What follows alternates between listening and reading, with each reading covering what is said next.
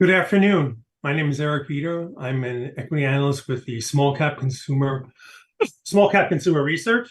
We're a leading company sponsored research shop. It's a pleasure to welcome you here to the share series for our introduction to Dynex Capital. Dynex is a timely and interesting investment opportunity with attractive yield, and we believe the upside potential. It's been a public company for over 30 years, and it trades under the symbol DX on the New York Stock Exchange. It also has a preferred stock that trades too. It operates within the mortgage REIT sector and has been investing in residential and commercial markets. The current dividend yield is approximately 12%. With me today is Byron Boston. He is the co-CEO, I apologize. He is the CEO, co-chief investment officer, and board member on Dynex. His team has built an impressive track record of performance across a variety of environments, producing industry-leading returns since 2019. Byron, it is a pleasure to have you here. Let's begin. Could you give us pretty much a general overview of Dynex and kind of what you do?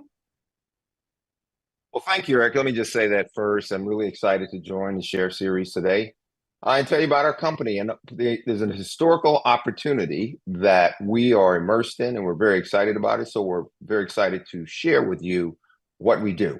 So let me try to make it very simple to start with. We're a financial services company. We're dedicated to generating above average dividends for our shareholders, while at the same time generating a solid long-term return experience over time. We believe in ethical stewardship of our shareholders' savings. We know the savings are very important to you. So from our perspective, our role is very, very important in society. We're expert risk management with years of experience in the fixed income space. We believe in very disciplined capital allocation. So in other words, if you look at our balance sheet over the years, you will see that we've used various different asset classes throughout the real estate universe in the United States. And we absolutely believe in upholding our responsibility as a member of society. So since 2008, we've generated about 156% cumulative return, over 7% annualized with no dividend reinvestment. Now, if you were to consider dividend reinvestments, the returns have been more like 263% over time, 9.88 annualized through August of this year. And we've outperformed the ETF benchmark for our space, which is called REM. We've outperformed it by 3% per year. So and then let me get a little more specific in terms of exactly what do we do? How do we generate the returns? We focus on real estate related assets in the United States. And in effect, we lend money against real estate assets in the United States, both residential and commercial. Many of you on this call probably have a mortgage. And these mortgages are generally packaged into mortgage-backed securities, or what we call MBS.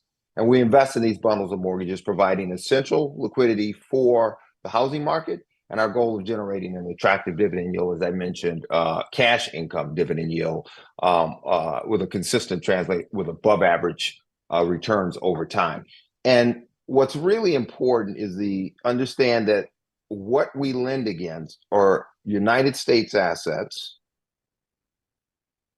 real estate assets, and more importantly, today, our assets all have some form of United States government guarantee. And that portfolio is reflective of what we view of the global environment.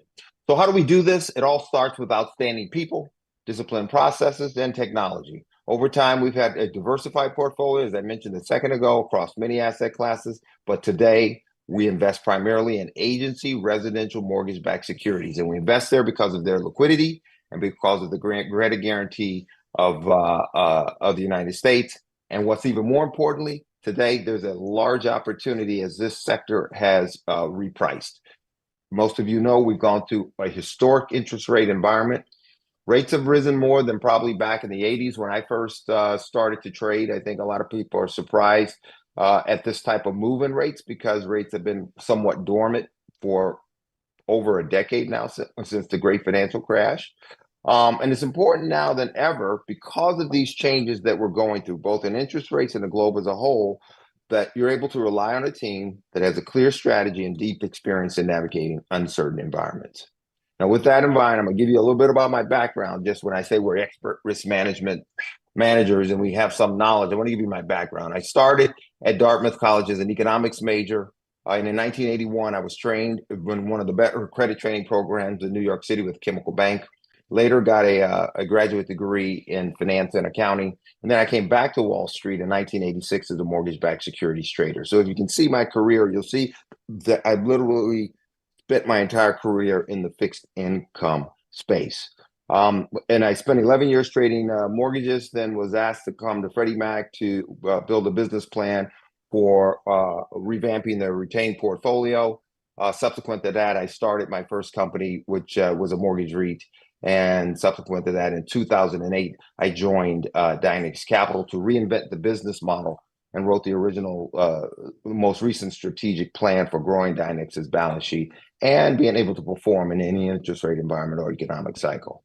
So as an investor for over 37 years in this specific space, I've navigated many complex and volatile market environments. And not only me, my team has also done this, including talking the 87 stock market crash, the 1998 long-term capital crisis, 2008 financial crash. I'll emphasize, since I started January 2008, Dynex shareholders did not lose money in the great financial crash, and we're very proud of that.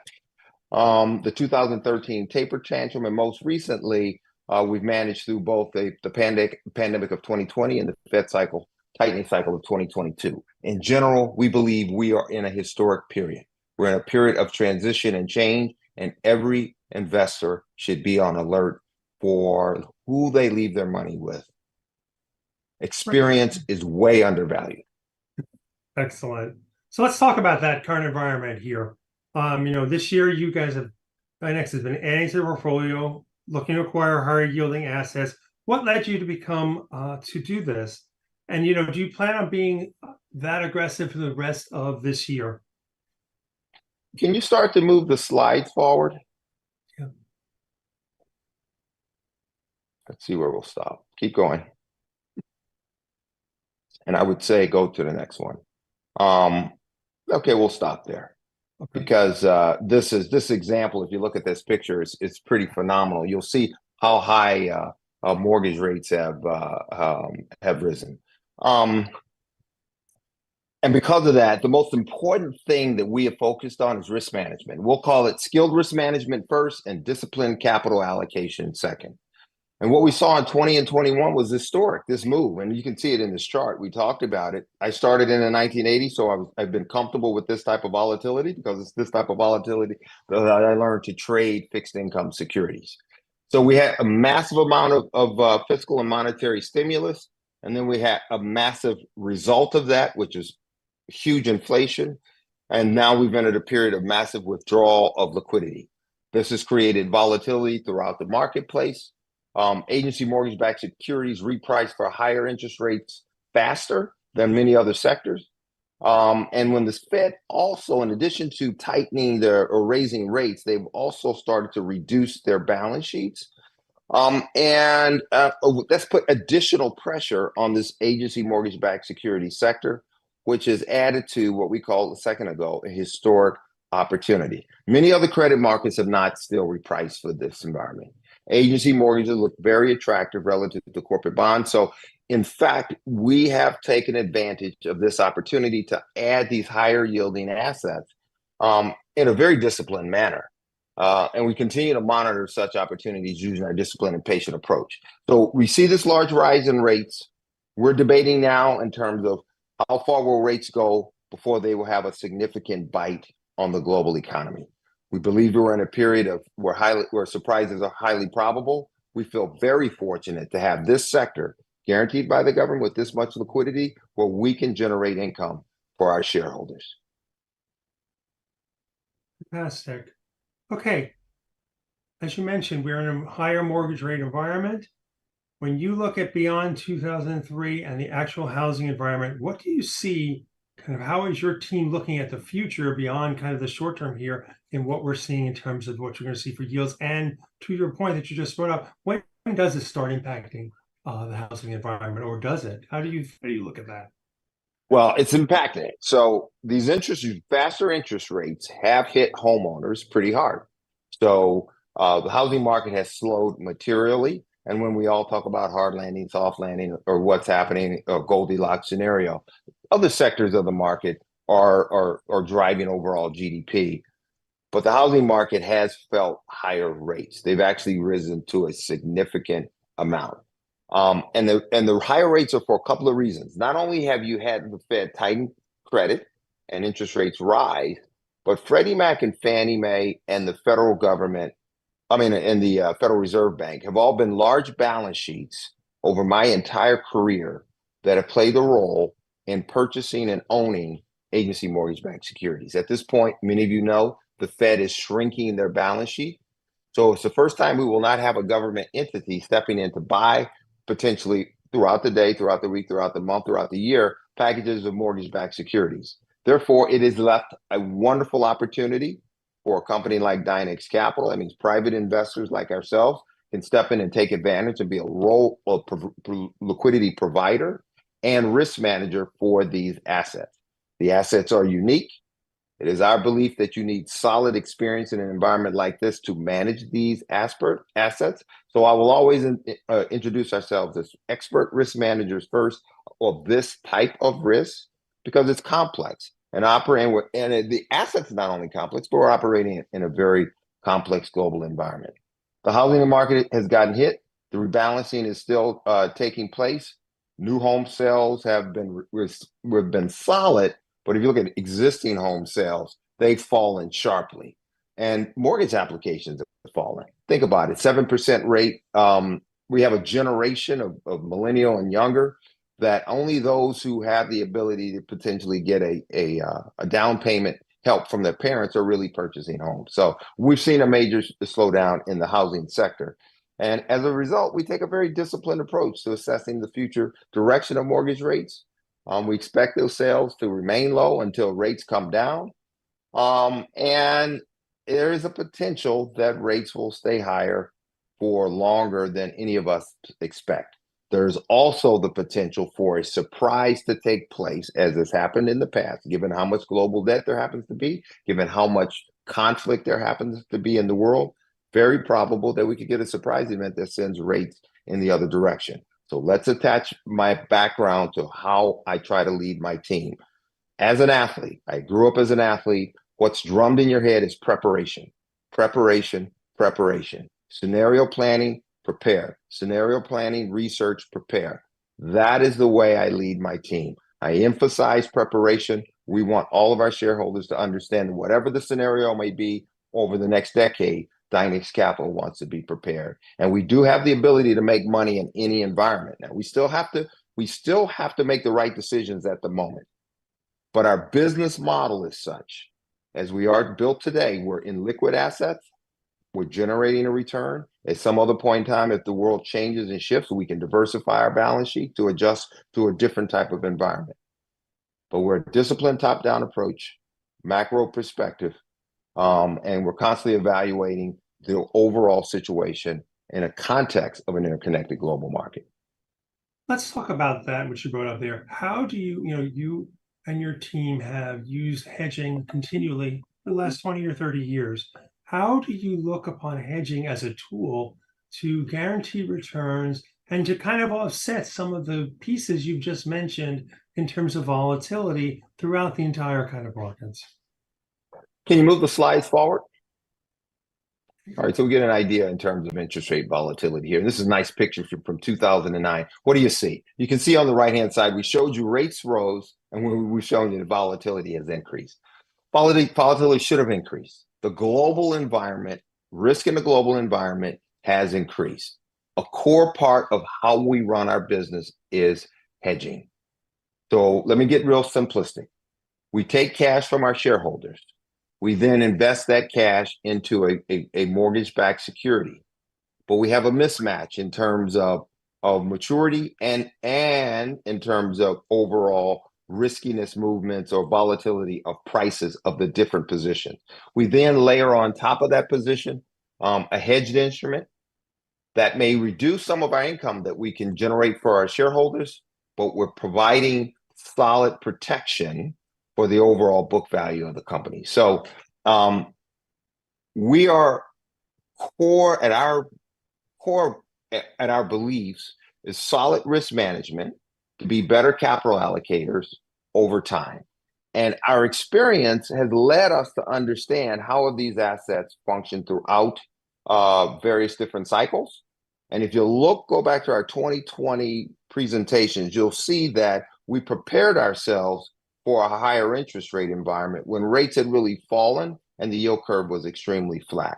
So when we look at this entire move, we believe we have taken care of our shareholders through this move.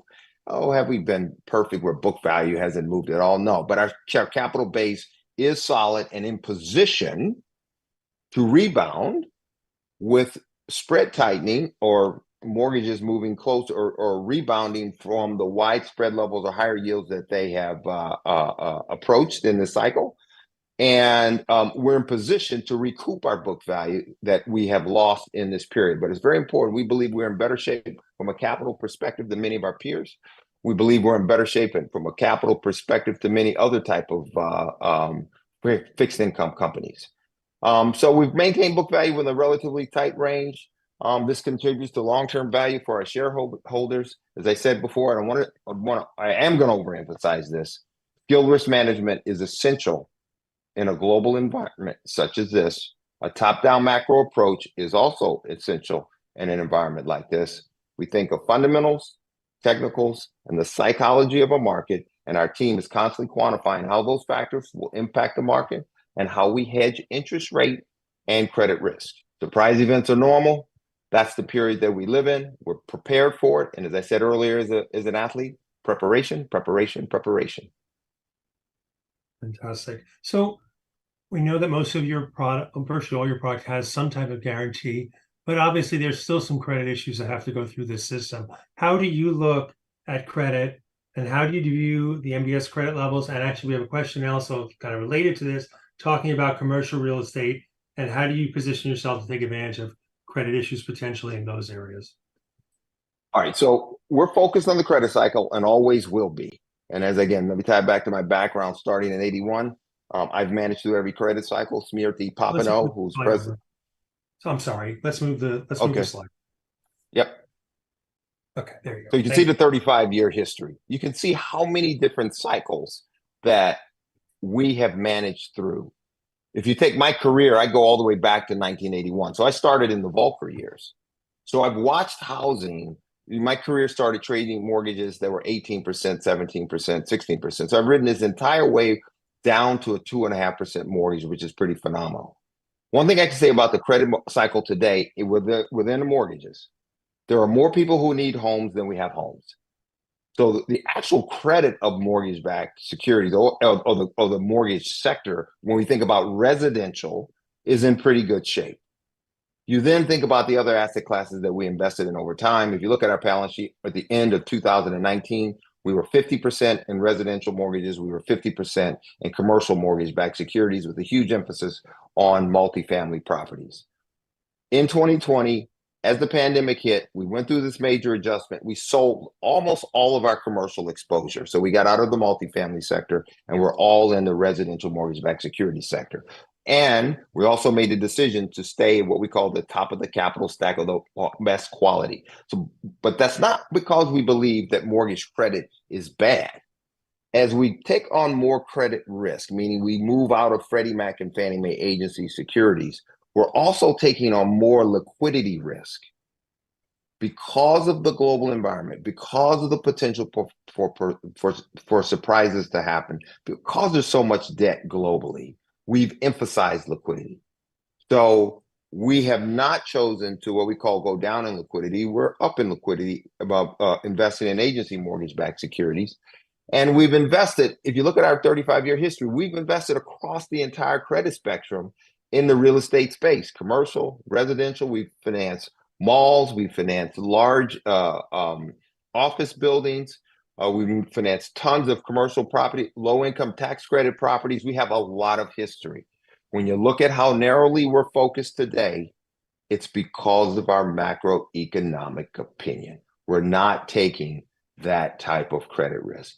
The most important place to keep your eye on is the commercial property sector, especially the office sector. When we talk about we're in this big moment in history, One of the large transitions is around how will people work? Will they go to the office? Most companies need less office space. We don't know how this is going to turn out today. We told you we've invested in office buildings. We're not investing in office buildings today from or lending money against office buildings. So regulators know that we have risk in the system. There's risk in the banking system. There are commercial loans on those balance sheets. If you want to know commercial credit, bigger problems on the commercial side, less problems on the residential side, but we've still chosen to be at the top of the capital stack or the least riskiest residential product because of the liquidity that they offer us and our shareholders to generate returns over the long term. Thank you. Let's switch before we start. Let's flip the slide. You have a very high level of core values here. It is quite obvious that you are a very dynamic leader here. And how do you look upon these core values to guide you what you do and allow you to register the returns that you have in the past and going forward? Let me say this because I feel very strong about this personally, and my team feels the same way. So I'm speaking for them. Our core values are key to everything we do at Dynex. Our number one goal is to make lives better by taking care of our shareholders' savings and delivering cash income to our shareholders and capital on the other side of that position to finance homes and to strengthen the communities in which we live and we value so much. We view our role as being a very important role in society. Our team has always operated with great integrity.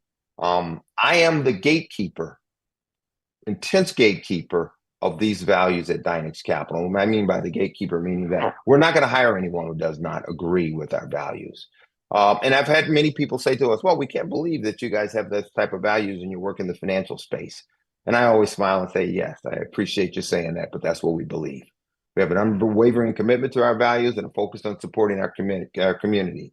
We believe in our fiduciary responsibilities, and we have a strong, diverse organization that we've built over 30 years, and we're looking to build it for the next 30 years, multi-generational organization that continues to stand the test of time. And as I mentioned before, I'm going to repeat it because it's very important. Our purpose is to make lives better. Let me give you a strong Byron opinion. This generation of baby boomers is large, and it's not only in the United States, it's all over the globe. So many will need to rely upon their asset managers to generate enough income for them to live. And if you look over 100-year history of the S&P, you'll see there are some large periods where asset prices have gone down. Now imagine, I studied this first in grad school and I looked at 1929 and I just tried to imagine myself if I was 65, 70 or 75 years old when that type of asset price correction took place. You would be in a tough situation if you're a baby boomer relying upon your stock portfolio to live on a daily basis. At Dynex Capital, we've actually imagined ourselves in those types of scenarios. We do have a model that has the ability to make money in major asset price correction. We do have to make the right decisions at that time, but the model that we've built can stand the test of time. And this is reflected in our long-term leading performance. We have the highest 3- and 5-year returns amongst our peers, comprising agency and hybrid mortgage REITs. And we're excited about the future as returns are attractive. And you can understand, please understand, that me talking about history in the way that I do, it's because we want to learn as much as we can from that history. We believe we're in a big transitional period globally, whether it's from a technological perspective, whether it's from a societal perspective, from a human conflict perspective. We're in a period of change. And as such, we believe we have this model and this great investment opportunity in agency mortgage-backed securities to generate income for our shareholders. So our core values are very important. When you look at history, you go through an asset price correction, you will need a team of professionals who will stand up strong from a values perspective.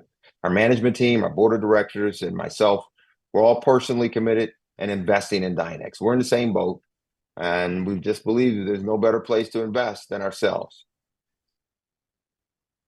Great.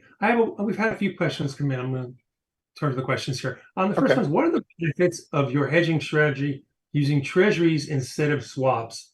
What do you think about the benefits to low strike swap periodic income some of your competitors, utilize?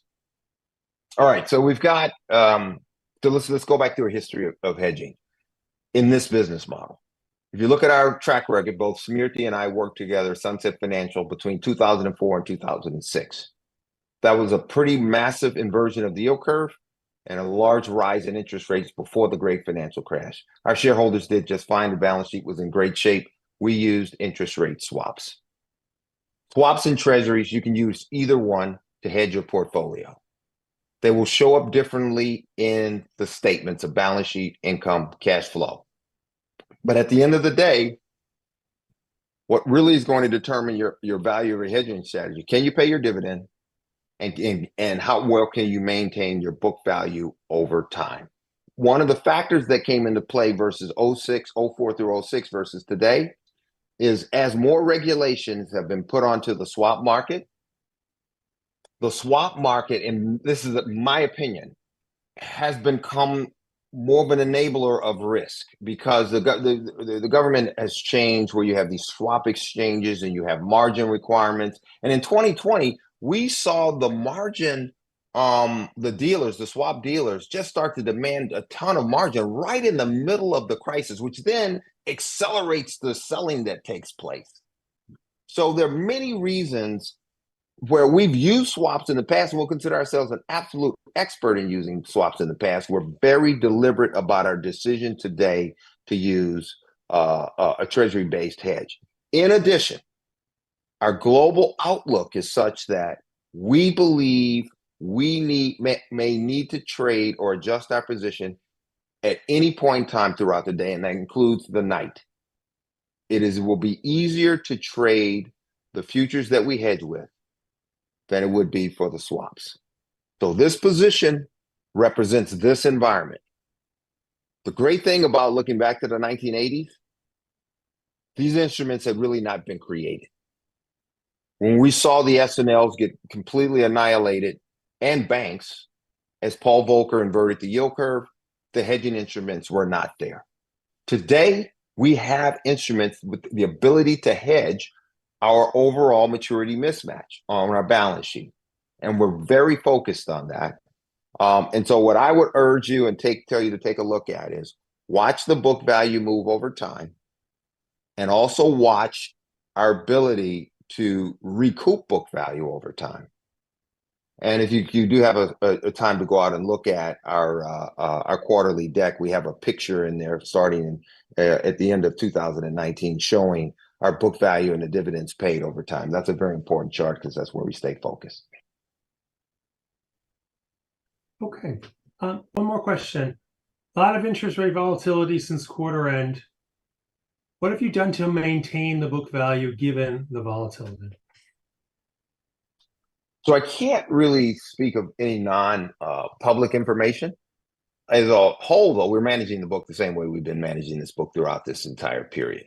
So there's a certain amount of volatility that we've been willing to take in the portfolio. And that volatility that you see so far, we've been willing to take that type of the deterioration we've taken in our book value since December of 2019 is where we're really measuring ourselves. How have we done this decade? And that's why I told you to go look at that one chart in our quarterly deck where it shows the book value plus dividend paid over time. So we're watching that very closely. And so we're at a period in time where we believe we're at the higher end of interest rates. Can interest rates go higher? Yeah, they could go higher. Can they stay higher? I think it's a limited amount of time. At some point, you will break something as rates continue to move higher. We have an enormous amount of global debt. And in 2020, we increased even more global debt. So there are some limitations. So think about this. We increase the amount of global debt, and then we say we're going to increase the price of debt, and then you think that we're not going to have an impact. You will have an impact at some point. So we are managing our business for a cycle. We believe that we've moved an enormous amount through this cycle higher in rates. We believe that we're getting closer, but it doesn't mean that rates may not go higher. As I said before, we're preparing for multiple scenarios. Rates could move lower. But if you look at our disclosures, they are very good. You can pretty much so track and see what has happened to our book of business. We're not sleeping poorly. If we have any problem sleeping at night, it's more worried about the global environment as opposed to how we've structured the book of business. We're very proud of how we structured this book, and we're most proud of how we took our shareholders through the first initial move up in rates, first couple of 100 basis points or so, where we were very disciplined with our hedges to protect the business. So I can't give non-public information, but I hope you'll understand that we put a lot of time into our disclosures. They do have a lot of information that you can follow. Great. Oh, I do have one. Okay, it's a little technical. How do we think about your strategy around where you are in the coupon stack and TBAs versus spec pools? So in our last disclosure, you were seeing us. So let's go back. In 2020, we concentrated our investments in the 2% and 2.5% coupon. In our opinion, that was the easiest place to be.